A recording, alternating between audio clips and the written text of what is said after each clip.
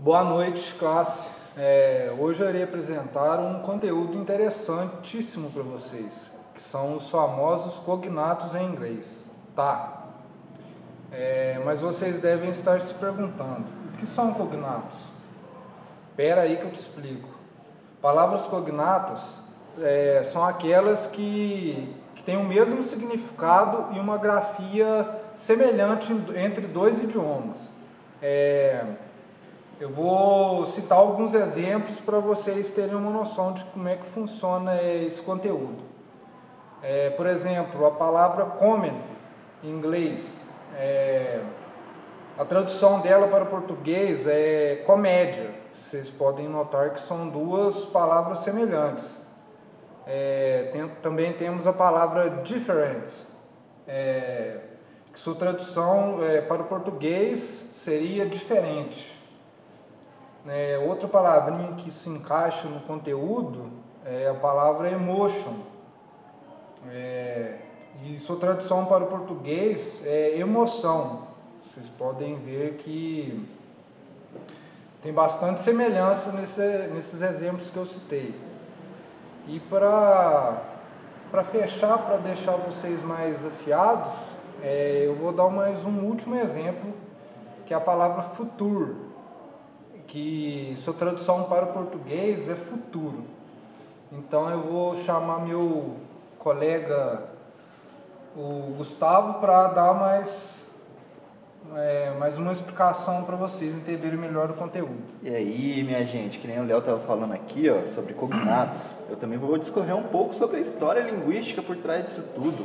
Assim como a maioria das línguas ocidentais, o inglês também é uma junção de uma porrada de língua, tipo como o anglo-frísio, o celta, normativo, e também o latim também, né, que é a nossa língua, por isso que é português, por isso que se explica de tanto ter cognatos assim na nossa língua. Emotion, future, que nem o Léo falou, todos são iguais também, a gente pensa também diversas coisas também, e é uma grafia muito similar porque também é derivado do latim. O latim é o princípio das línguas ocidentais de hoje em dia, realmente. Espanhol, inglês, italiano, português, a maioria das línguas tem como essa base. E é por isso que faz bastante sentido a gente atribuir cognatos à língua inglesa, também com a língua portuguesa, em conjunto, as duas, é claro. Agora também, você acha que cognatos são palavras iguais, tal, parecidas, com a grafia similar, mas não é bem assim não. Com certeza não. Porque também tem uns trem que é muito ferrado também. Os falsos cognatos, que eu não vou discorrer tanto assim hoje, mas eu vou chamar meu colega Luiz aqui para discorrer um pouco sobre esse assunto. Boa noite, rapaziada. Vou falar um pouquinho sobre falsos cognatos, né, que é um tema muito confuso para muita gente, também que muita gente pensa que é, mas não é. É um negócio assim bem... O que são cognatos? Vamos começar assim, igual o meu amigo Léo pôde descrever.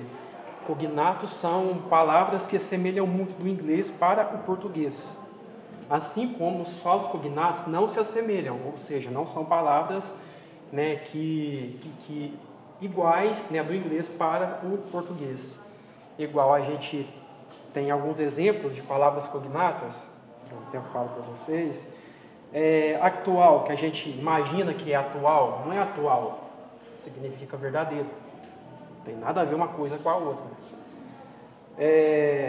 Cafeteria, que a gente assimila a cafeteria normal, que é uma palavra igual nas duas línguas, mas não, significa lanchonete, que tem uma grande diferença entre ambas as situações,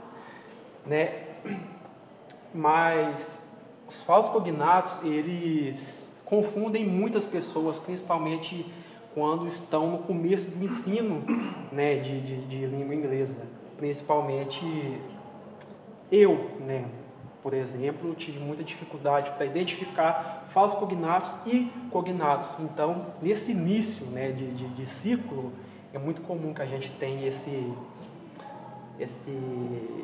problema, digamos assim, com esse tipo de coisa, situação, como foi dito pelo meu amigo Léo. Cognatos parece ser fácil de identificar, só que a gente tem que tomar muito cuidado com o que a gente vê, com o que a gente vai tentar descrever, para que não passa, para que a gente não tenha uma falsa impressão, né? Por isso que se chama falsos cognatos. A palavra fala por si só. Vou dar mais uma descrição para o meu amigo Gustavo, que ele vai falar um pouquinho mais desse tema todo. Então, é uma introdução bem rasa, bem simples, mas sim com bastante conteúdo e sim também com bastante informação sobre cognatos, porque é uma coisa que realmente confunde, ainda mais eu, não falante inglês, como grande parte da nossa turma. Mas é uma coisa que a gente tem que discorrer e apresentar sobre como a gente vai levar isso. Agora eu queria fazer os agradecimentos finais com o Léo e o Luiz aqui, queria chamar eles aqui para falarem comigo para os agradecimentos finais. E com certeza vai rolar um slide próximo. E boa noite, muito obrigado por essa abertura. Só para dar uma discorrida breve desses slides que o Gustavo acabou de falar, slides de exercícios, né, para que a gente tenha mais aproximação com esses dois probleminhas muito comuns, né, na língua inglesa, para que a gente não tenha essa confusão toda que facilmente causa, né, principalmente até professor causa, dirá para, né, jovens, exatamente, não falantes. E nos slides a gente vai propor alguns exercícios para vocês praticarem esse conteúdo dos cognatos. São 3 exercícios bem simples de fazer. Nada. Basicamente a gente vai pedir 4 exemplos, né, de cognatos. A gente vai pedir para circular no texto, identificar cognatos presentes, igual eu lembrei de um que tem name.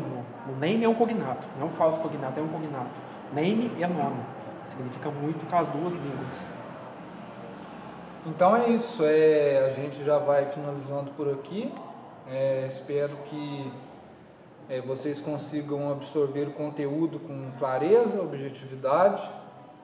E é isso. Qualquer dúvida, estamos à disposição. Boa noite, gente. Boa noite.